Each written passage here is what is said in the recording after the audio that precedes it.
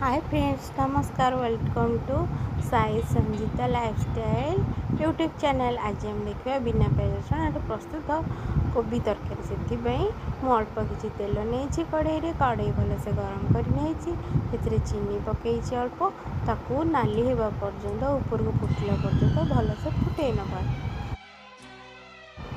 से आम दबा जीरा सुखिला लंका आपको भलसे फुटी आसला आम ए दबा काटी रखि कोबी को भलसे गोल नवा। चलते देखा केमी करुँ।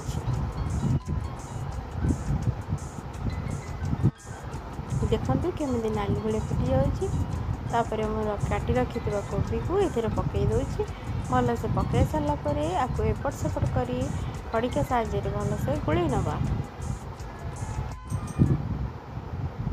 से रखी गोटे चमच लंका गुंड, हाफ चमच हल्दी गुंड, स्वाद अनुसार लुण आ कि कस्तूरी मेथी ताको भलसे गोले नवा। गोले की 10 मिनट आम सिझापी घोड़े छाड़ीदबा। ये मुझे टमाटो पकेबी। 10 मिनट पर टमाटो भलसे सिझी जाइए। बर्तमान आम ताको घोड़े रखीदबा।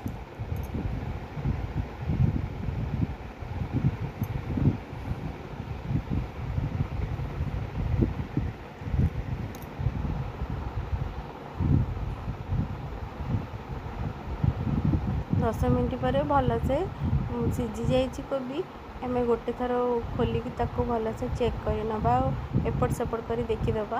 आपको छाड़देले ये पोड़ीज ना सेमती जदि 20 मिनट रखिदेवे। आम 10 मिनट आपको पुणी आउ थे घोड़ेदबा।